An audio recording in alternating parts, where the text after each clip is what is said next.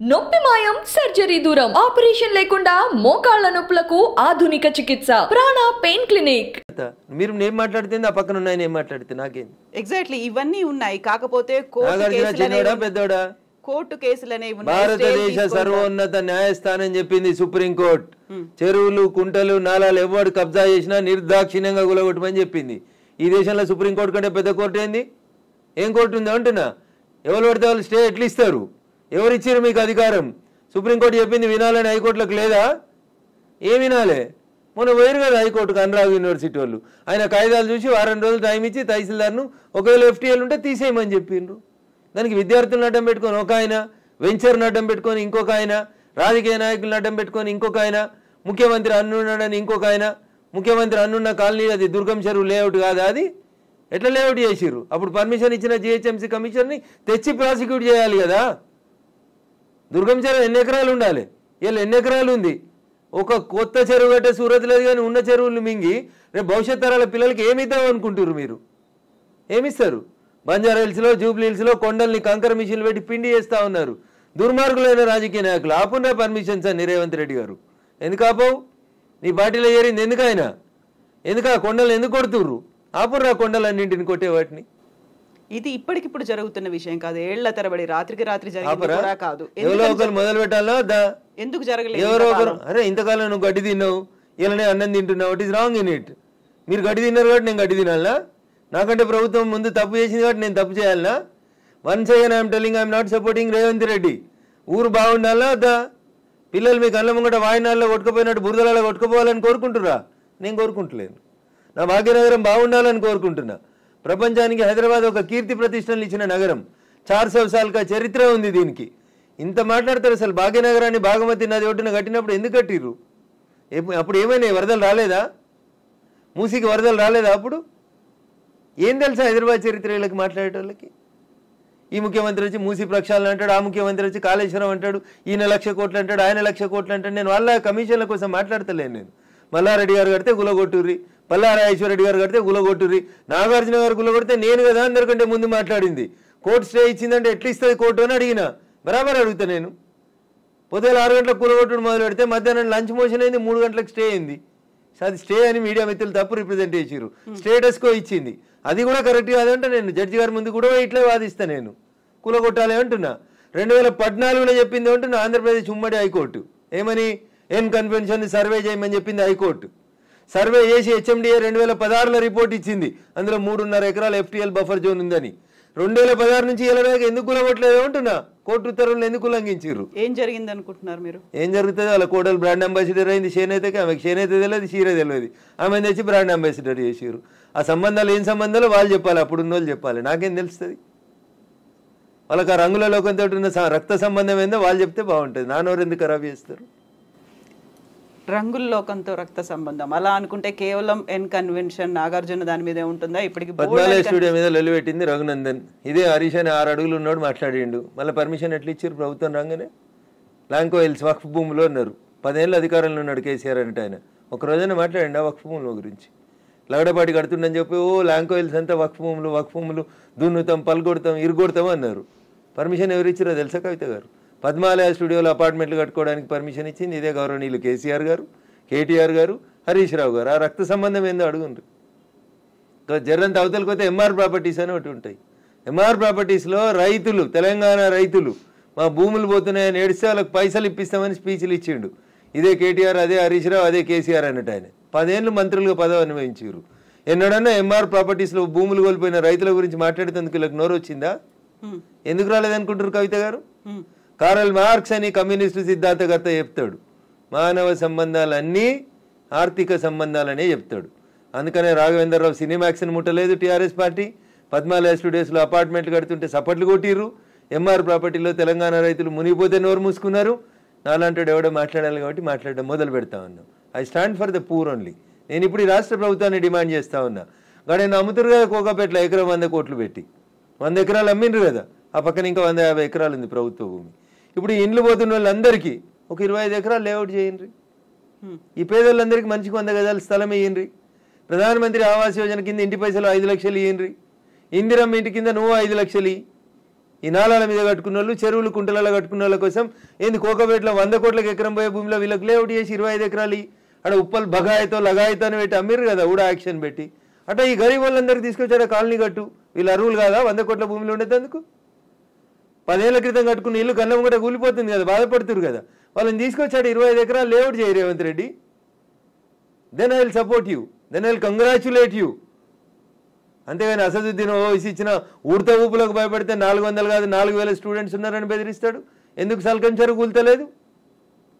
కూలాలి కదా సల్కం చెరువులో ఉన్న ఫాతిమా మెడికల్ కాలేజ్. ఎందుకు భయపడుతున్నారు? ఏమవుతుంది రేవంత్ రెడ్డి గారు? మొదలుపెట్టినావు కదా, కొట్టేసేయన్ని. అపప్రద నీకెందుకు? మల్లారెడ్డితోటి పాత పగుందని, పల్లారాజేశ్వరరెడ్డి పార్టీ మార్తలేడని కొడుతున్నా చెడ్డ పేరు ఎందుకు? ముందు అసదుద్దీన్ ఓవైసీ తోటి మొదలుపెట్టు. సో మధ్యలో విద్యా సంవత్సరం అక్కడ ఆల్టర్నేట్ అనేది దసరా సెలవులు వస్తాయి కదా, ఇమీడియట్ గా ఆల్టర్నేట్ ఇంకో ఎందుకు దొరకదు? కాలేజ్ లో ఎందుకు దొరకదు? అకామిడేట్ చేయడానికి ఎందుకు దొరకదు అంటున్నా.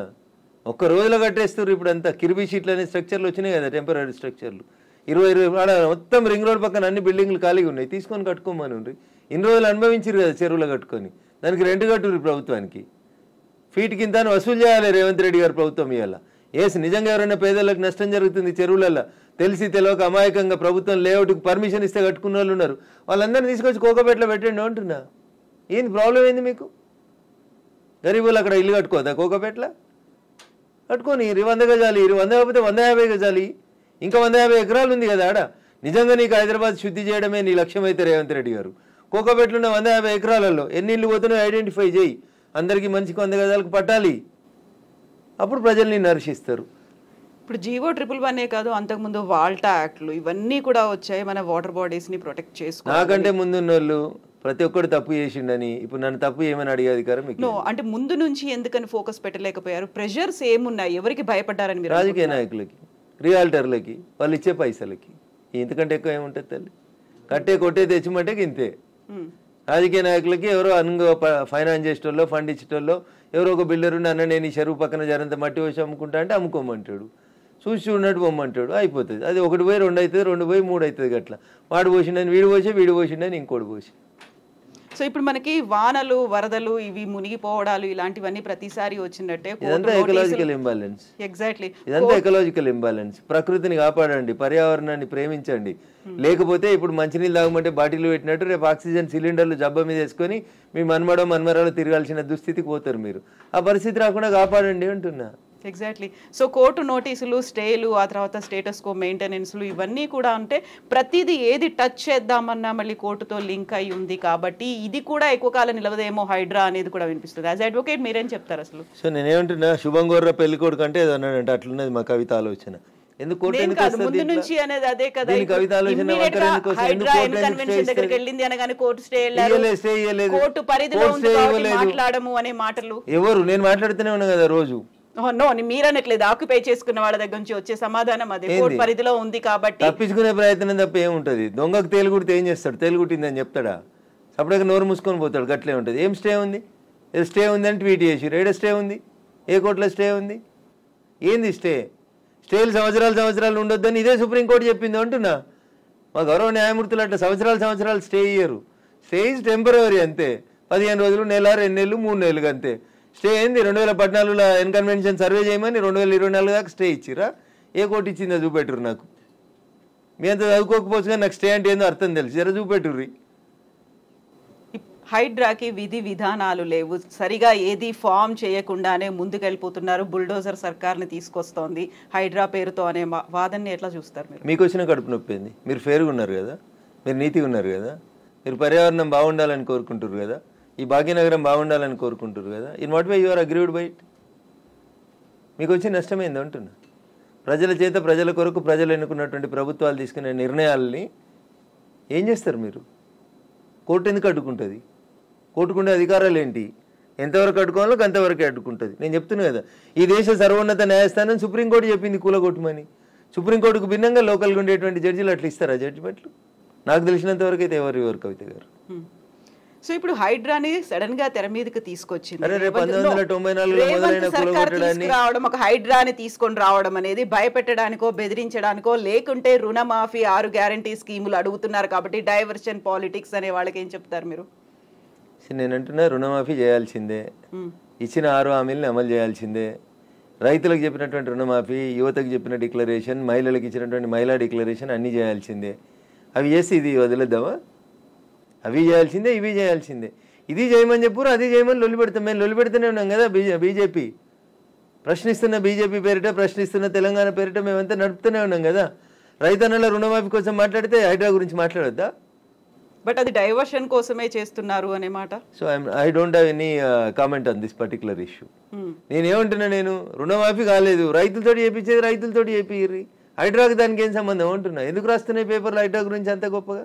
వదిలేశారు, ఆయన పని ఆయన చేసుకుంటూ పోతాడు, మీ పని మీరు చేసుకోరు. రుణమాఫీ గురించి మీరు రాయమంటే రాస్తారా? రాయరు కదా.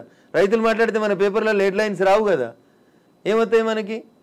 హైడ్రా మా కేటీఆర్ అంటాడు, ఆయన అమెరికాలో అంటాడు, అది ఫుల్ హాఫ్ పేజీలు వస్తుంది, పెద్ద పేజీలలో వస్తుంటుంది. ఫస్ట్ పేజీలలో 119 ఎమ్మెల్యేలలో ఆయన యువరాజు అయినట్టు ఆయన మాట్లాడితే పైన ఒక బాక్స్ కట్టి రాస్తారు మీరు. ఆయన కట్టిన జన్వాడ ఫామ్ హౌస్ నాది కాదని స్టేట్మెంట్ మారుస్తాడు. ఒక్క మీడియానైనా రాసిందా?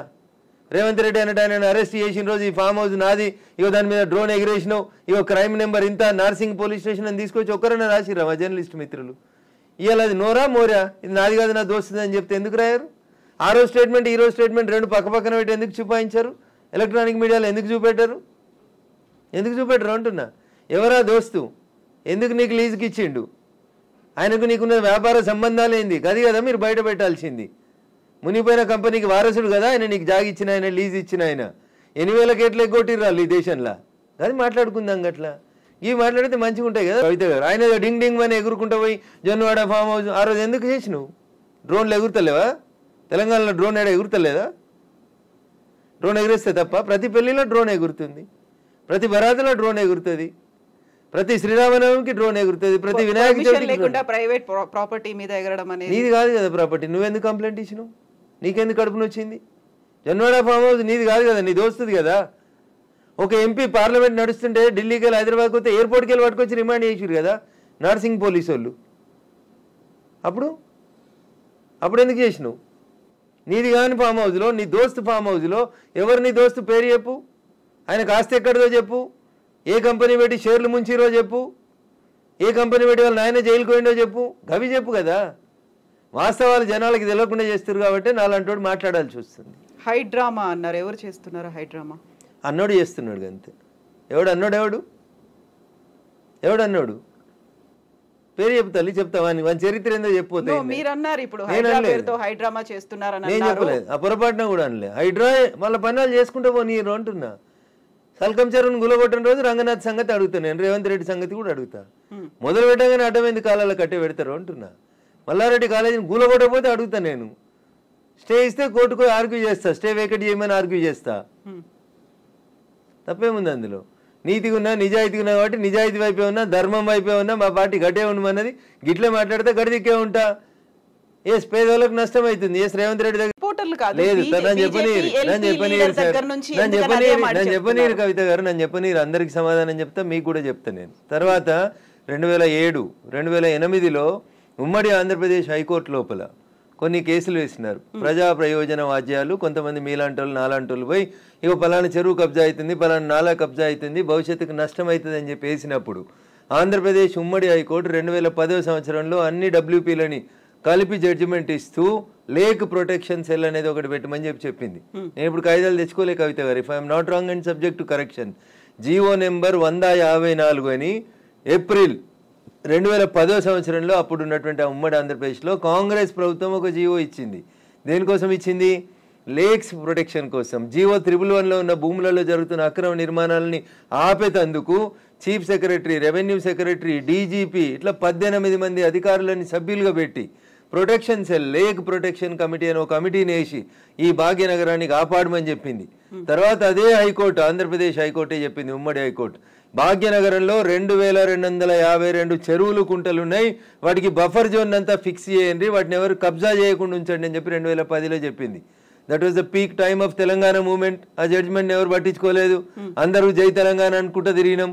కట్టేటోడు కట్టిండు, కూర్చేటోడు కూర్చిండు, అమ్మేటోడు అమ్మిండు, మధ్యలో చాలా మంది నష్టపోయిండ్రు. అది జరిగిన తర్వాత 2014లో బాగా చదువుకున్న ఆయన వచ్చి మున్సిపల్ అడ్మినిస్ట్రేషన్ మంత్రి అయ్యిండు, కేటీఆర్ అన్నట్టు. ఆయన ఏం చేసిరు? లేక్ ప్రొటెక్షన్ కోసం ప్రతి చెరువును సుందరీకరణ పేరిట ఆయన దోస్తుల కోసం, ఆయనకు నచ్చిన బిల్డర్ల కోసం, వాళ్ళ ఇంట్లో ఉండే రాజ్యసభ సభ్యుల కోసం, పోయేందుకు తొవ్వల కోసం ప్రతి చెరువుని నాశనం చేసి 10 ఏళ్లలో కాకతీయులు కట్టిన చెరువులకి మిషన్ కాకతీయ అని పేరు పెట్టినవని నాటకం పెట్టి భాగ్యనగరంలో ప్రతి చెరువుని, ప్రతి కుంటని పేరున్న అన్ని బిల్డర్లకి ఇచ్చి నాశనం చేసి 2020 నవంబర్ డిసెంబర్లో భాగ్యనగరంలో వరదలు వచ్చినాయి. నేను దుబ్బాక ఎమ్మెల్యే గెలిచిన 1 నెల తర్వాత అప్పుడు ఏం చెప్పిండు కేసీఆర్? ప్రతి ఇంటికి 10,000 ఇస్తాం నష్టపోయినానికి అని చెప్పిండు. ఇచ్చిండు ఎలక్షన్ల కోసం చెప్పి. ఎందుకు మునిగింది ఆ రోజు భాగ్యనగరం? భాగ్యనగరం వెళ్ళే అవస్థలతో ఎందుకుంది? ఒక ఆయన వచ్చి విశ్వనగరం అంటాడు, ఇంకొక ఆయన వచ్చి 4వ నగరం అంటాడు, ఒక ఆయన వచ్చి సైబర్ నగరం అంటాడు. ఉన్న నగరాన్ని కాపాడు రవై అని రఘునందన్ అంటున్నాడు. దీనికి ఎవరికి కష్టమైతే నాకేంది? రఘునందన్ చెప్పింది, హైకోర్టు ఎప్పుడో చెప్పింది అంటున్నా, 2010లో చెప్పింది. తర్వాత 2020లో కేటీఆర్ అంటే ఆయన మున్సిపల్ అడ్మినిస్ట్రేషన్ మినిస్టర్గా మళ్ళొక జీవో తీసుకొచ్చిండు. జీవో తీసుకొచ్చి ఏం చెప్పిండు? అప్పటి కొత్త జిల్లాలు అయినాయి, ఉన్న భాగ్యనగరాన్ని కాపాడలేనోడు, కూట్ల రాయి తీయలేని కేటీఆర్ అంటోడు మళ్ళొక జీవో తెచ్చిండు. జీవో నెంబర్ 46-54, కరెక్ట్ గుర్తులేదు కవిత గారు నాకు, సబ్జెక్ట్ టు కరెక్షన్. దాంట్లో ఏం చెప్తాడు? మెదకు, సంగారెడ్డి, సిద్దిపేట జిల్లాలని కూడా ఈ లేక్ పరిరక్షణ కమిటీ లోపలికి తీసుకురావాలని చెప్పిండు. జీవో 2021లో ఇచ్చిండు. 22లో ఇంకో జీవో ఇచ్చిండు. ఇచ్చి లోకల్ బాడీస్కి ఒక జాయింట్ కలెక్టర్ ఉంటాడు ప్రతి జిల్లాలో. ఆ లోకల్ బాడీస్కి జాయింట్ కలెక్టర్ ఎవరైతే కలెక్టర్గా పనిచేస్తున్నాడో ఆయనను వీటికి లేక్ల రక్షణ కోసం ఇన్ఛార్జిగా పెట్టిండు. ఎన్ని చెరువులు కబ్జా అయినాయి? ఎన్ని కుంటలు కబ్జా అయినాయి? సాక్షాత్తు రాష్ట్ర సర్వోన్నత న్యాయస్థానం హైకోర్టు చెప్పిన 2252 చెరువులు కుంటలు ఏడునే పోదాం పాండ్రి రాండి. మా జర్నలిస్ట్ మిత్రులు మరో మంచికో చెరువుని దత్తత తీసుకోరి, కాపాడు చెరువుని. రఘునందన్ ఏదో మాట్లాడుతూ ఉన్నాడు, రఘునందన్ హైడ్రాకి సపోర్ట్ చేస్తూ ఉన్నాడు, బీజేపీ ఎల్పీ లీడర్ వద్దన్నాడు. చెరువుల కట్టమని చెప్పిండా మా ఎల్పీ లీడరు? మా ఎల్పీ లీడర్ చెప్పిండు కదా, ఆ ఫాతిమా కాలేజ్ సల్కం చెరువులో కట్టిందని కూలగొట్టమన్నాడు. దాని గురించి ఎందుకు మాట్లాడారు? ఎవరిని బెదిరించినాం? మీ దగ్గర జేసీబీలు లేకపోతే మేము జేసీబీలు ఇస్తామో అని చెప్పినాం, ఇస్తామో అని చెప్పినాం. కిరాయి లేకుండా ఫ్రీగా ఇస్తామో నంబుల్లో జరులు, తప్పేముంది అందులో? మా ఎల్పీ లీడర్ గది మాట్లాడింది చూసిన నేను మాట్లాడిందని మా ఎల్పీ లీడర్ ఏడో కాంట్రాడిక్ట్ చేయలేదు. ఏం చేసిర్రు? కేవలం పెద్దల్ని కాపాడడానికి, పేదల కోసం ఫైట్ అనేది దీన్ని యాక్చువల్ గా ఎలా చూస్తున్నారు? పల్లంరాజు అంటే పేదోడా పెద్దోడా? పల్లంరాజు ఏ పార్టీలో ఉన్నాడు? నాగార్జున అనేటోడు పెద్దోడా చిన్నోడా? ఏం మాట్లాడతారు మీరు? మల్లారెడ్డి కాలేజీ కూలగొట్టొద్దా? మీరు పొంతన లేని ప్రశ్నలు అడగొద్దు. ఎవడు పెద్దోడు ఎవడు పేదోడు? చెరువులో కట్టినోడు పెద్దోడు అయితేంది, పేదోడు అయితేంది. చట్టం ముందు అందరు సమానలే అని ముచ్చట చెప్తాం కదా మనం అందరం. మరి పెద్దోడు అయితేంది, పేదోడు అయితేంది? వాయనాడు ఎందుకు కొట్టుకుపోయింది 4 రోజుల కింద? ఎందుకు కొట్టుకుపోయింది? ఇదే NDRAలు, నేషనల్ డిజాస్టర్ రెస్పాన్సిబుల్ టీములు అన్నీ కూడా, నేషనల్ డిజాస్టర్ మేనేజ్మెంట్ టీములు కూడా అన్నీ ఏం చెప్పినాయి? అక్కడ తొలగించుర్రు ఆ కట్టడాల, చెరువులు కడ్డంగా, గుట్టల కడ్డంగా, కొండల కడ్డంగా కట్టినాయి అని చెప్పారు. తొలగించిరా? తొలగించలేదు. తొలగించకపోతే ఏమైంది? పార్లమెంట్ నడుస్తున్నప్పుడు లాస్ట్ మంత్లో చూస్తున్నాగా మనుషులు కొట్టుకుపోయారు కదా, ఊర్లో కూర్లు కొట్టుకుపోయినాయి కదా. మీరు ఎందుకు ప్రకృతిని విధ్వంసం చేస్తారు అంటున్నా. ఎవరిచ్చారు మీకు ఆ రైట్? ఒక సైన్స్ టీచర్ అడుగుతున్నా, పక్కకు పెట్టి రఘునందన్ ఎంపీ బీజేపీ మెదక్ పక్కన పెట్టి మాట్లాడుతున్నా. పర్యావరణ హితం కోరుకునే ఒక సైన్స్ టీచర్గా మాట్లాడుతూ ఉన్నా. నేను ఎకలాజికల్ ఇంబ్యాలెన్స్ జరగొద్దు అని చెప్తా ఉన్నా. ఎకలాజికల్ ఇంబ్యాలెన్స్ జరుగుతూనే ఈ వరదలు వస్తూ ఉన్నాయని చెప్తున్నా. వీళ్ళు ఎందుకు విలవిల్లాడుతుంది దేశమంతా? ఎందుకు విలవిల్లాడుతూ ఉంది? ఈ మాటని 1917లో ఒక రష్యన్ ఎడ్యుకేషన్ హిస్టరీ చెప్తాడు టిఆర్ మాల్తూస్. ఏమని చెప్తాడు? మనుషులు 2 × 2 4 అవుతారు, 4 × 4 16 అవుతారు, 16 × 16 326 ఇట్లా పెరుక్కుంటూ పోతా ఉన్నారు. కానీ మనిషి అవసరమైనటువంటి పంచభూతాలు గాలి, నీరు ఇవన్నీ పెరుగుతున్నాయి. అట్లా మీరు పెరిగినంత స్పీడ్గా పెరుగుతున్నాయా? పెరుగుతలేవు. కాబట్టి ఏ డే విల్ కమ్, భూమి తనకు బరువు ఎక్కువ అయిన రోజు జనాభాని మనం నియంత్రించకపోతే తానే నియంత్రిస్తుంది అని చెప్పి 1917లో ఒక రష్యన్ ఎడ్యుకేషన్ హిస్టరీ చెప్తే 10th క్లాస్ బయాలజికల్ సైన్స్లో పాపులేషన్ ఎడ్యుకేషన్ అనే పాఠం పిల్లలకి చెప్పడాన్ని ఆచరిస్తామని ఒక స్టూడెంట్ అడిగితే ఆచరిస్తా అని ఒక కూతురికే కన్ఫైన్ అయిన ఒక టీచర్గా అడుగుతున్నాడు. నేను ఇలా ఈ ప్రకృతిని విధ్వంసం చేసే హక్కు నీకెక్కడిది? ఎక్కడిది? అందుకనే వాల్కనోలు, అందుకనే సునామీలు, అందుకనే ల్యాండ్ స్లైడ్లు వస్తున్నాయి మన దేశంలో. You have to control. ఆ కంట్రోల్ ఎక్కడ తప్పింది? తక్కువ ధరకు వచ్చిందని చెరువులో. భాగ్యనగరంలో జనాభా పెరుగుతుంది, పెరిగితే చెరువును కబ్జా చేస్తావా? కుంట జాగా తక్కువకి వచ్చిందని కొనుక్కుంటావా? కమిషనర్ని మేనేజ్ చేసి పర్మిషన్ తెచ్చుకుంటావా? ఐఎమ్ ఆస్కింగ్ దిస్ గవర్నమెంట్, ఎవరైతే కమిషనర్ పర్మిషన్ ఇచ్చిండో ముందు వాడిని రిమాండ్ చేయి. ఏ బ్యాంక్ అయితే లోన్ ఇచ్చిందో ముందు ఆ బ్యాంక్ మేనేజర్ని రిమాండ్ చేయి. ఇరిగేషన్ వాళ్ళు చూస్తూ కళ్ళు మూసుకొని కళ్ళుండి చూడలేని కబోదులైన ఇరిగేషన్ ఎస్సీలను రిమాండ్ చేయి. హైదరాబాద్ని కాపాడాల్సిన అవసరం లేదా? భాగ్యనగరం విశ్వనగరంగా విరాజిల్లొద్దా? విరాజిల్లాలనే వద్దా? నువ్వు కట్టినావా చెరువు?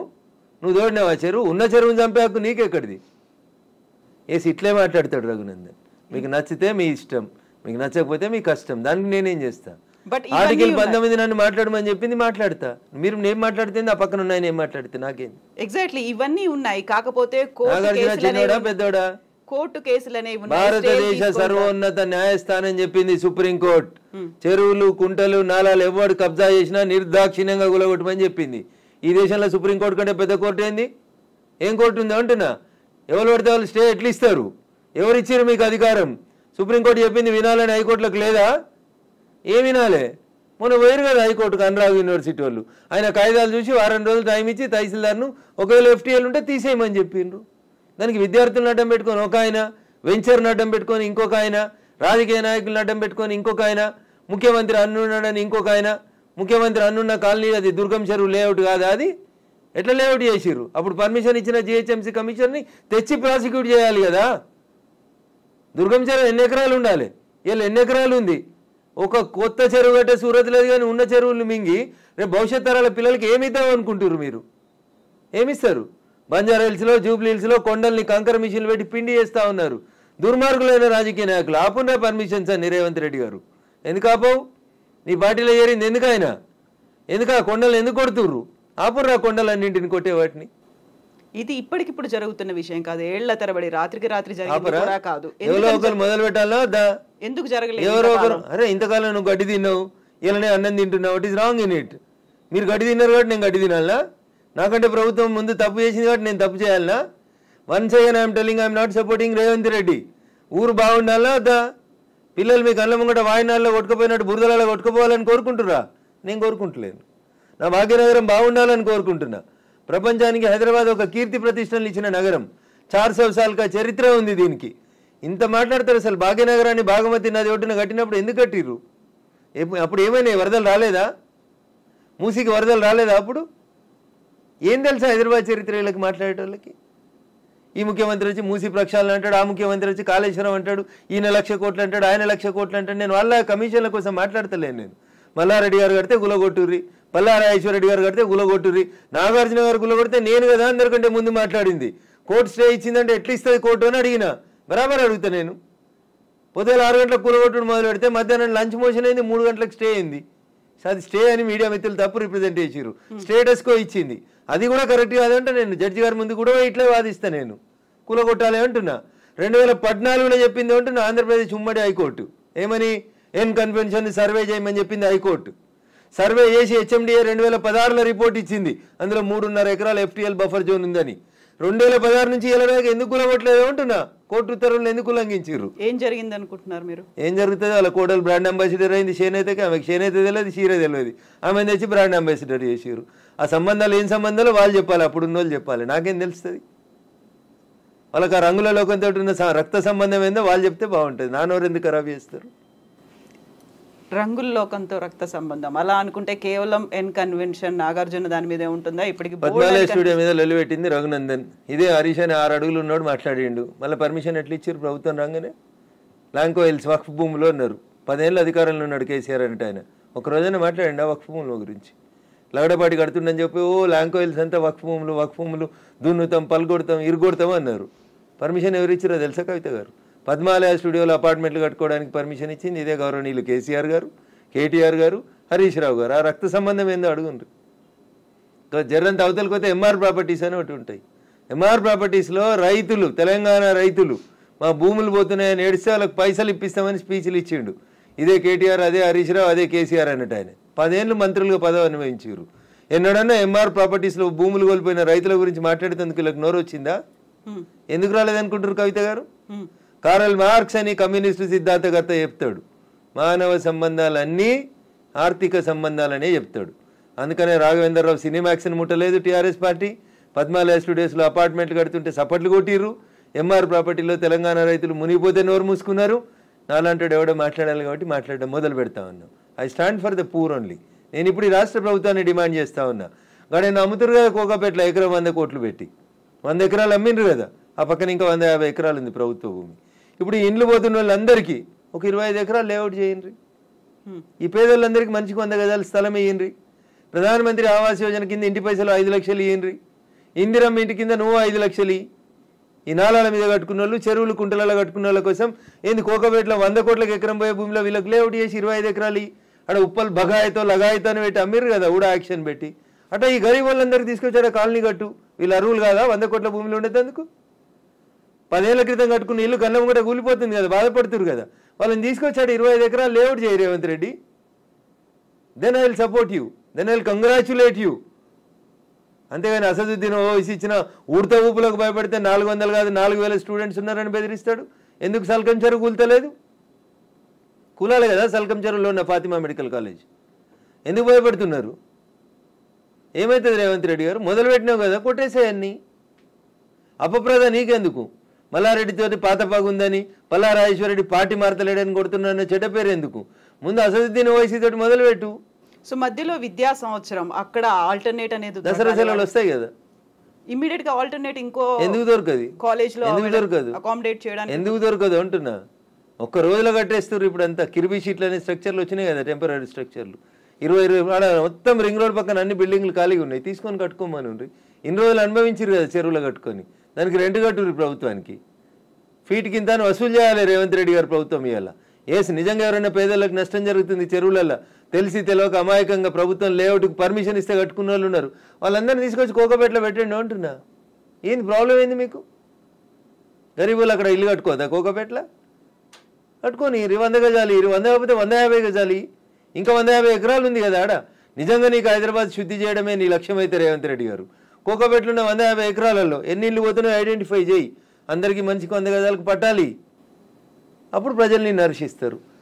ఇప్పుడు జీవో 111 కాదు, అంతకుముందు వాల్టా యాక్ట్లు ఇవన్నీ కూడా వచ్చాయి మన వాటర్ బాడీస్ ని ప్రొటెక్ట్ చేసుకోవాలి. నాకంటే ముందున్న వాళ్ళు ప్రతి ఒక్కరు తప్పు చేసిండని ఇప్పుడు నన్ను తప్పు ఏమని అడిగే అధికారం మీకు? అంటే ముందు నుంచి ఎందుకని ఫోకస్ పెట్టలేకపోయారు? ప్రెషర్స్ ఏమున్నాయి? ఎవరికి భయపడ్డారని మీరు? రాజకీయ నాయకులకి, రియాల్టర్లకి, వాళ్ళు ఇచ్చే పైసలకి.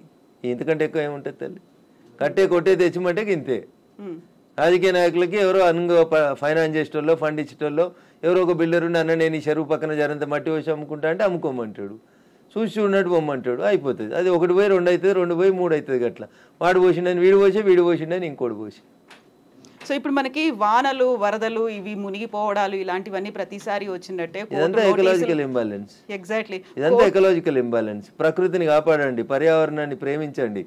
లేకపోతే ఇప్పుడు మంచినీళ్ళు తాగమంటే బాటిల్ పెట్టినట్టు రేపు ఆక్సిజన్ సిలిండర్లు జబ్బ మీద వేసుకొని మీ మన్మరాలు తిరగాల్సిన దుస్థితికి పోతారు మీరు. ఆ పరిస్థితి రాకుండా కాపాడండి అంటున్నా. ఎగ్జాక్ట్లీ. సో కోర్టు నోటీసులు, స్టేలు, ఆ తర్వాత స్టేటస్ కో మెయింటెనెన్స్లు ఇవన్నీ కూడా అంటే ప్రతిదీ ఏది టచ్ చేద్దామన్నా మళ్ళీ కోర్టుతో లింక్ అయి ఉంది కాబట్టి ఇది కూడా ఎక్కువ కాలం నిలవదేమో హైడ్రా అనేది కూడా వినిపిస్తుంది. యాజ్ అడ్వకేట్ మీరేం చెప్తారు అసలు? సో నేనేమంటున్నా, శుభం గోర్ర పెళ్లి కొడుకు అంటే ఏదో అన్నాడంటే అట్లున్నది మా కవిత ఆలోచన. ఎందుకు ముందు నుంచి అనేది అదే కదా, దగ్గరికి వెళ్ళింది అనగానే కోర్టు స్టే కోర్టు పరిధిలో మాట్లాడము అనే మాటలు ఎవరు? నేను మాట్లాడుతూనే ఉన్నా కదా రోజు. నో, మీరనట్లేదు, ఆక్యుపై చేసుకున్న వాళ్ళ దగ్గర నుంచి వచ్చే సమాధానం అదే, కోర్టు పరిధిలో ఉంది కాబట్టి. తప్పించుకునే ప్రయత్నం తప్ప ఏముంటది? దొంగకు తేలుగుడితే ఏం చేస్తాడు? తేలుగుట్టిందని చెప్తాడా? సపరేట్గా నోరు మూసుకొని పోతాడు. గట్లే ఉంటుంది. ఏం స్టే ఉంది? స్టే ఉంది అని ట్వీట్ చేసి ఏడ స్టే ఉంది? ఏ కోర్టులో స్టే ఉంది? ఏంది స్టే? స్టేలు సంవత్సరాలు ఉండొద్దని ఇదే సుప్రీంకోర్టు చెప్పింది అంటున్నా. మా గౌరవ న్యాయమూర్తులు అట్లా సంవత్సరాలు స్టే ఇయ్యరు. స్టే ఈజ్ టెంపరరీ అంతే. 15 రోజులు, నెల, 2 నెలలు, 3 నెలలు అంతే. స్టే ఏంది? 2014లో ఎన్కన్వెన్షన్ సర్వే చేయమని 2024 దాకా స్టే ఇచ్చిరా? ఏ కోర్టు ఇచ్చిందో చూపెట్టురు నాకు. మీ అంత చదువుకోకపోవచ్చు కానీ నాకు స్టే అంటే ఏందో అర్థం తెలుసు, జర చూపెట్టుర్రి. హైడ్రాకి విధి విధానాలు లేవు, సరిగా ఏది ఫామ్ చేయకుండానే ముందుకెళ్ళిపోతున్నారు, బుల్డోజర్ సర్కార్ని తీసుకొస్తోంది హైడ్రా పేరుతో అనే వాదనని ఎట్లా చూస్తారు మీరు? మీకు వచ్చిన కడుపు నొప్పి ఏంది? మీరు ఫేర్గా ఉన్నారు కదా, మీరు నీతిగా ఉన్నారు కదా, మీరు పర్యావరణం బాగుండాలని కోరుకుంటారు కదా, ఈ భాగ్యనగరం బాగుండాలని కోరుకుంటారు కదా. In what way you are agreed by it? మీకు వచ్చి నష్టమైంది అంటున్నా. ప్రజల చేత, ప్రజల కొరకు ప్రజలు ఎన్నుకున్నటువంటి ప్రభుత్వాలు తీసుకునే నిర్ణయాలని ఏం చేస్తారు మీరు? కోర్టు ఎందుకు అడ్డుకుంటుంది? కోర్టుకుండే అధికారాలు ఏంటి? ఎంతవరకు అడ్డుకోవాలో అంతవరకే అడ్డుకుంటుంది. నేను చెప్తున్నా కదా, ఈ దేశ సర్వోన్నత న్యాయస్థానం సుప్రీంకోర్టు చెప్పింది కూలగొట్టమని. సుప్రీంకోర్టుకు భిన్నంగా లోకల్గా ఉండేటువంటి జడ్జిలు అట్లా ఇస్తారా జడ్జిమెంట్లు? నాకు తెలిసినంత వరకు అయితే ఎవరు కవిత గారు. సో ఇప్పుడు హైడ్రాని సడన్ గా తెర మీదకి తీసుకొచ్చింది. 1994 ఒక హైడ్రాని తీసుకొని రావడం అనేది భయపెట్టడానికో, బెదిరించడానికో, లేకుంటే రుణమాఫీ 6 గ్యారంటీ స్కీములు అడుగుతున్నారు కాబట్టి డైవర్షన్ పాలిటిక్స్ అనే వాళ్ళకి ఏం చెప్తారు మీరు? నేను అంటున్నా రుణమాఫీ చేయాల్సిందే, ఇచ్చిన 6 హామీలను అమలు చేయాల్సిందే, రైతులకు చెప్పినటువంటి రుణమాఫీ, యువతకు చెప్పిన డిక్లరేషన్, మహిళలకు ఇచ్చినటువంటి మహిళా డిక్లరేషన్ అన్నీ చేయాల్సిందే. అవి చేసి ఇది వదిలేద్దామా? అవి చేయాల్సిందే, ఇవి చేయాల్సిందే. ఇది చేయమని చెప్పురు, అది చేయమని లొల్లి పెడతాం. మేము లొల్లి పెడుతూనే ఉన్నాం కదా. బీజేపీ ప్రశ్నిస్తున్న బీజేపీ పేరిట, ప్రశ్నిస్తున్న తెలంగాణ పేరిట మేమంతా నడుపుతూనే ఉన్నాం కదా. రైతన్నల రుణమాఫీ కోసం మాట్లాడితే హైడ్రా గురించి మాట్లాడొద్దా?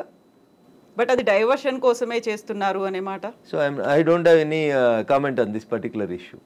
నేనేమంటున్నా, నేను రుణమాఫీ కాలేదు, రైతులతో చేయించేది రైతులతో చేపిర్రి, హైడ్రాకి దానికి ఏం సంబంధం అంటున్నా. ఎందుకు రాస్తున్నాయి పేపర్లు హైడ్రా గురించి అంత గొప్పగా?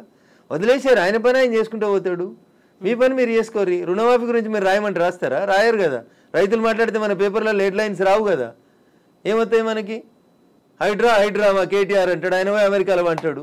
అది ఫుల్ హాఫ్ పేజీలు వస్తుంది, పెద్ద పేజీలలో వస్తుంటుంది. ఫస్ట్ పేజీలలో 119 ఎమ్మెల్యేలలో ఆయన యువరాజు అయినట్టు ఆయన మాట్లాడితే పైన ఒక బాక్స్ కట్టి రాస్తారు మీరు.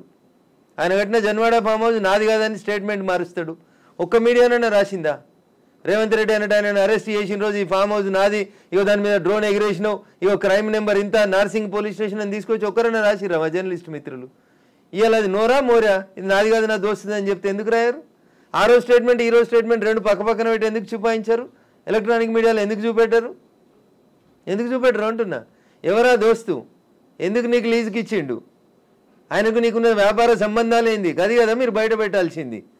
మునిపోయిన కంపెనీకి వారసుడు కదా ఆయన, నీకు జాగి ఇచ్చిన ఆయన, లీజ్ ఇచ్చిన ఆయన. 8,000 కోట్లు ఎగ్గొట్టిర్రాళ్ళు ఈ దేశంలో. అది మాట్లాడుకుందాం గట్లా. ఇవి మాట్లాడితే మంచిగా ఉంటాయి కదా. కవిత గారు ఆయన డింగ్ డింగ్ అని ఎగురుకుంటూ పోయి జొన్నవాడ ఫామ్ హౌస్ ఆ రోజు ఎందుకు చేసినావు? డ్రోన్లు ఎగురుతలేవా? తెలంగాణలో డ్రోన్ ఏడా ఎగురుతలేదా? డ్రోన్ ఎగిరేస్తే తప్ప ప్రతి పెళ్లిలో డ్రోన్ ఎగురుతుంది, ప్రతి బరాతులో డ్రోన్ ఎగురుతుంది, ప్రతి శ్రీరామనవమికి డ్రోన్ ఎగురుతుంది, ప్రతి వినాయక చవితికి. ప్రైవేట్ ప్రాపర్టీ మీద ఎగరడం అనేది నీది కాదు కదా ప్రాపర్టీ. నువ్వెందుకు కంప్లైంట్ ఇచ్చినావు? నీకెందుకు కడుపును వచ్చింది? జన్వాడ ఫామ్ హౌస్ నీది కాదు కదా, నీ దోస్తుంది కదా. ఒక ఎంపీ పార్లమెంట్ నడుస్తుంటే ఢిల్లీకి వెళ్ళి హైదరాబాద్కి వస్తే ఎయిర్పోర్ట్కి వెళ్ళి పట్టుకొచ్చి రిమాండ్ చేసిరు కదా నార్సింగ్ పోలీసు వాళ్ళు. అప్పుడు ఎందుకు చేసినావు? నీది కాని ఫామ్ హౌస్లో, నీ దోస్తు ఫామ్ హౌస్లో ఎవరు నీ దోస్తు పేరు చెప్పు, ఆయనకు ఆస్తి ఎక్కడిదో చెప్పు, ఏ కంపెనీ పెట్టి షేర్లు ముంచిరో చెప్పు, ఏ కంపెనీ పెట్టి వాళ్ళు నాయన జైలుకు పోయిండో చెప్పు, గవి చెప్పు కదా. వాస్తవాలు జనాలకి తెలియకుండా చేస్తారు కాబట్టి నాలంటోడు మాట్లాడాల్సి వస్తుంది. హైడ్రామా అన్నారు, ఎవరు చేస్తున్నారు హైడ్రామా? అన్నోడు చేస్తున్నాడు అంతే. ఎవడు అన్నోడు? ఎవడు పేరు చెప్తాలి, చెప్తావా? వాని చరిత్ర ఏందో చెప్పిపోతే. మీరు అన్నారు ఇప్పుడు హైడ్రామా చేస్తున్నారని. నేను చెప్పలేదు, ఆ పొరపాటున కూడా అనలే. హైడ్రా వాళ్ళ పనులు చేసుకుంటూ పోనీరు అంటున్నా. సల్కం చెరువును గులగొట్టిన రోజు రంగనాథ్ సంగతి అడుగుతా, నేను రేవంత్ రెడ్డి సంగతి కూడా అడుగుతా. మొదలు పెట్టగానే అడ్డమైంది కాలాల కట్టే పెడతారు అంటున్నా. మల్లారెడ్డి కాలేజీని గులగొట్టకపోతే అడుగుతా నేను. స్టే ఇస్తే కోర్టుకు ఆర్గ్యూ చేస్తా, స్టే వేకెట్ చేయమని ఆర్గ్యూ చేస్తా. తప్పేముంది అందులో? నీతిగా ఉన్నా, నిజాయితీగా ఉన్నా కాబట్టి నిజాయితీ వైపే ఉన్నా, ధర్మం వైపే ఉన్నా, మా పార్టీ గట్టే ఉండమన్నది. గిట్లే మాట్లాడితే గడిదిక్కే ఉంటా. పేదవాళ్ళకు నష్టం అవుతుంది. రేవంత్ రెడ్డి దగ్గరికి పోతాం, లొల్లి చేస్తాం, కూలిపోతున్న వాళ్ళ కోసం అక్కడ లేఅవుట్ 25 ఎకరాలు చేయమని అంటుతాం. అది ధర్మం. అది కడుపు కాలినందుకు నిలబడతా ఖచ్చితంగా. So Raghunandan Rao advocate and రాజకీయ నాయకుడు, ఇప్పుడు ఒకవేళ ఏదైనా మాట్లాడాలి అంటే ఊరికే అలా ఆరోపణ చేయకుండా ఆధారాలతో సహా చూపిస్తాడు అనేది. జన్వాడ ఫామ్ హౌస్ కి సంబంధించి మీ దగ్గర అన్ని ఆధారాలు ఉన్నాయా? నేను ఎప్పుడు దాని మీద ఇన్వెస్టిగేషన్ చేయలేదు.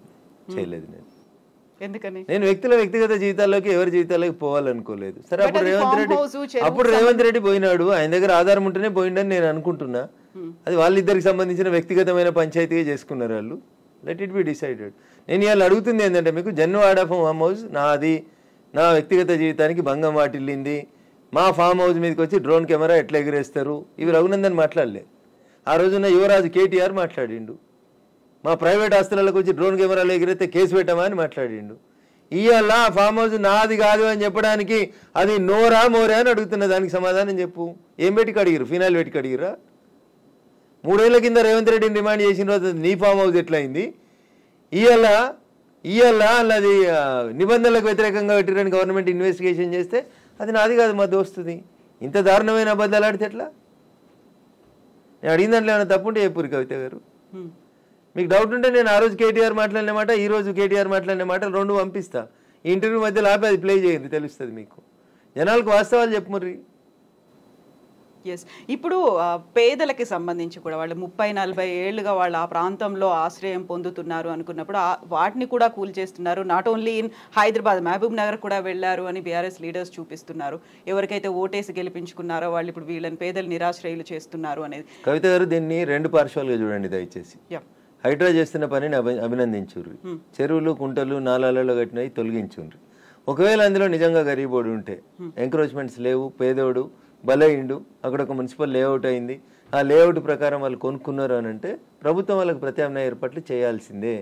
It is an undisputed issue. మళ్ళీ చెప్తున్నా నేను, 2 రోజుల తర్వాత నేను అదే చెప్తా ఉన్నా మీకు. ఉప్పల్ బగాయితో లగాయితో, నాకు పేరు I'm not remembering recollecting it proper. Uppal బగాయితులో ఎట్లా ప్లాట్ చేసి అమ్ముకుర్రో, ఇప్పుడు ఉన్నారు కదా రాజపుష్ప ఆయన 100 కోట్లకు ఎకరం రిజిస్ట్రేషన్ ఆపినావు కదా, ఆ 10 ఎకరాలలో ప్లాట్లు చేసి ఇచ్చేసే వీళ్ళకి. ఆ పక్కన ఇంకా 150 ఎకరాలు ఉంది కవిత గారు, దాంట్లోకి 25 ఎకరాలు లేఅవుట్ చేయి. ఈ ఇండ్లు కోల్పోతున్న వాళ్ళందరికీ అంటున్నా, your the custodian of the peoples money, అంతేగా నువ్వు ఓనరు కాదు కదా. ఇటు ఇల్లు కోల్పోయినా నష్టపోయిన ఆయనకి 100 గజాలు ఇవి అంటున్నా. 100 కోట్లకు ఎకరం ఉన్న భూమిలో 100 గజాలు ఇస్తే you will not feel happy Kavitha garu? ఉంటారా ఉండరా? కొంచెం కోపం తగ్గుతుందా తగ్గదా? ఇచ్చేయండి అంటున్నా. మియాపూర్లో 100 ఎకరాలు కొంతమంది పెట్టుబడిదారులు దోసుకున్నారు, కబ్జాలు చేసిర్రు, పంచురా భూముల్లో ఉంటుంది. ఇట్లాంటి వాళ్ళకి అమాయకత్వంతో, తెలిసి తెలివనితనంతో లేఅవుట్లు, చెరువులు, కుంటలలో ఎవడన్నా బిల్డర్ చేసిన మోసానికి బలైన పేదోళ్ళు ఉంటే బరాబర్ వాళ్ళకి ప్రభుత్వం న్యాయం చేయాల్సిందే. కూలగొట్టడం ఎంత ధర్మమో పేదోని కాపాడడం కూడా అంతే ధర్మం. ఈ 2 ఇన్సెపరబుల్ ఇష్యూస్. ఒక నాణానికి బొమ్మ బొరుసు ఎట్లుంటాయో, చెరువుని కాపాడడం నీ బాధ్యతనే, నష్టపోయిన గరీబోని ఆదుకోవడం కూడా నీదే బాధ్యత.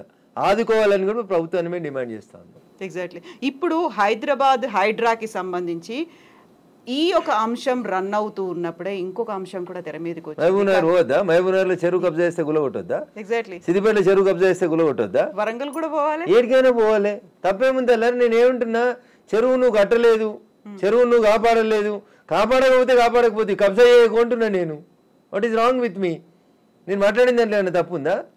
చెరువు ఎప్పుడో మా తాతలు కట్టిరు, కాకతీయులు కట్టిరు అని మిషన్ కాకతీయ పెట్టినాం కదా. కాకతీయులు కట్టిన చెరువుని కూర్చేద్దాము ధైర్యం నీకెక్కడిది? మహబూబ్ నగర్ అన్నారు మీరు, నేను అంటున్నా సిద్దిపేటకు రాని, కరీంనగర్కి రాని, నిజామాబాద్కి రాని, వరంగల్కి రాని, చెరువు ఏడ పొడిస్తే ఆ ఊరికి రాని అంటున్నా. దానికి ఊర్లో ఎందుకు ఇంకా? చెరువులు తెలంగాణ మాది కాదా? మీరెవరు అంటున్నా చెరువులు, కుంటలు, నాలాలు కబ్జా చేసేందుకు? నెక్స్ట్ జనరేషన్ కూడా కావాలి కదా. కొంగలు లేవు, ఊర పిచ్చుకలు లేవు, నెమలు లేవు, జింకలు లేవు, దుప్పులు లేవు, కనబడతలేవు అని అంటున్నా. నేను సైన్స్ టీచర్ కాబట్టి మీకు యాడ్ చేస్తా. ఒకప్పుడు రాక్షస బల్లి ఉండే, ఇలా కనబడుతుందా కవిత గారు? పిల్లలకి మీరు ఏం చెప్తున్నారు? మీరు ఏం చెప్తున్నారు? టీవీ పెట్టి రాక్షస బల్లి బిడ్డ, డ్రాగన్ డ్రాగన్ అని చూపిస్తున్నారు మీరు. జూ పోతే జూ ముంగటోటి చిల్లతోటి తయారు చేసిన రాక్షస బల్లి కనబడుతుంది. అట్లా రేపు చెరువులు, కుంటలు అంతరించిపోతే, ప్రకృతి పర్యావరణం దెబ్బతింటే మన పరిస్థితి కూడా గాడికే వస్తుంది. దీన్నే ఎకలాజికల్ ఇంబ్యాలెన్స్ అంటారు. ఇది అర్థం కాక ఎవరు పడితే వాళ్ళు రాజకీయ నాయకులు ఏది పడితే మాట్లాడితే నేనేం చేస్తాను? బట్ ఇదంతా స్వచ్ఛందంగా రావాల్సినటువంటి ఒక అవగాహన, లేకపోతే ఫైట్ చేయాలనేటువంటి ఒక ఆలోచన రావాలి. అది ఎందుకని వ్యక్తిగతంగా కూడా రాలేదు? వాళ్ళ మీద ఏం ప్రెషర్ ఉంది అనుకుంటున్నారు మీరు? నేనేమంటున్నా, మంచి కోరుకునేటోళ్ళు 10 మంది ఉంటే చెడు కోరుకునేటోళ్ళు 90 మంది జరుగుతూ ఉన్నారు సమాజంలో. దానివల్ల ఈ పొరపాటు జరిగింది. నిన్న పొరపాటు జరిగింది, ఈరోజు మేల్కుందామా వద్దా? మన కళ్ళ ముంగట వాయనాడు జరిగింది, మన కళ్ళ ముంగట ఉత్తరాఖండ్ జరిగింది, మన కళ్ళ ముంగట కేదార్నాథ్ జరిగింది. శివుడు ఆజ్ఞ లేకపోతే చీమ గర్వదే అని చెప్తారు. కేదార్నాథ్లో శివయ్యని దర్శనం చేసుకోవడానికి మంచి భక్తి శ్రద్ధలతో పోయారు అమాయక ప్రజలు. కొట్టుకుపోయారా? కొట్టుకుపోలేదా వరదలల్లా? బట్ ఇక్కడ ఉత్తరాఖండ్ కావచ్చు, కేరళ కావచ్చు, మిగతా పర్వత ప్రాంతాల్లో ఉన్నట్టు దాంట్లో వినిపించేటువంటి వాదన అక్కడ డెవలప్మెంట్ కావాలా, డెవలప్మెంట్ వద్దంటున్నారా మీరు అనే వాదన కూడా ఉంటుంది కదా. డెవలప్మెంట్ మేరిట మీరు ప్రకృతిని విధ్వంసం చేస్తారా? ఏం చేస్తారు? చేస్తే ఇట్లే కొట్టుకుపోతారు. మరి వయనాడులో కొట్టుకుపోయినప్పుడు బాధపడకుర్రి, హైదరాబాద్లో వరదలు వచ్చి చచ్చిపోతే బాధపడకుర్రి, ఇంటి ముంగట మాన్యువల్ ఆడుకుంటూ పోయి 2 ఏళ్ళ పిల్ల పడితే బాధపడకుర్రి. మరి ఆ రోజు ఎందుకు బాధపడుతురు? 18 ఏళ్ళ మీ కూతురు కాలేజీకి వెళ్ళి ఇంటికి వస్తూ కనిడకొండ మీద కొట్టుకుపోయి అంబర్పేట చెరువులో శవమై తేలిన రోజు బాధపడకుర్రి, మరి సంతోషపడుర్రి, మంచిగా అయింది అన్నుర్రి. మరి ఆ రోజు ఎందుకో నటిస్తారు, వరదలు వచ్చినాయని భోజనాలు, బట్టలు పంపిణీ చేసుడు, చందాలు కలెక్ట్ చేసుడు చేస్తారు కదా. డ్రామాలు ఎందుకు? మరి నాశనం చేసింది ఎవరు అంటున్నా. నన్ను అడిగితే తెలంగాణ కాదు, మొత్తం దేశంలో ఉన్న అన్ని చెరువులు, కుంటల్ని కాపాడాల్సిన బాధ్యత ఆయా రాష్ట్రాల్లో ఉన్న ప్రభుత్వాలే తీసుకోవాలి. వాట్ అబౌట్ కేంద్ర ప్రభుత్వం? కేంద్ర ప్రభుత్వానికి దాంట్లో రెస్పాన్సిబిలిటీ తక్కువ ఉంటుంది తల్లి. మేము వచ్చి ఇక్కడ ఏమైనా చేసినాం అనుకో ఏం మాట్లాడతారు మీలాంటి జర్నలిస్టులు? పొద్దున్నే స్టూడియో పెట్టి కేంద్రం రాష్ట్ర ప్రభుత్వాల విధులలో జోక్యం చేసుకుంటా ఉంది, ఇది రాష్ట్రం సబ్జెక్టు కాపాడమని రాష్ట్రాలకే చెప్తున్నాం. మేము పాలించే రాష్ట్రాలు కూడా 18 ఉన్నాయి కదా, ఆడ కూడా అప్పుడప్పుడు మేము బుల్డోజర్లు పెడుతున్నాం కదా దేశవ్యాప్తంగా. పెట్టురు మీరు కూడా, మిగతా ముఖ్యమంత్రులు కూడా పెట్టురు. ఎస్ రఘునందన్ గారు, థ్యాంక్ యూ సో మచ్ అండి. మళ్ళీ మనం మాట్లాడుకుందాం, బోల్డని విషయాలు ఉన్నాయి కాబట్టి. Thank you.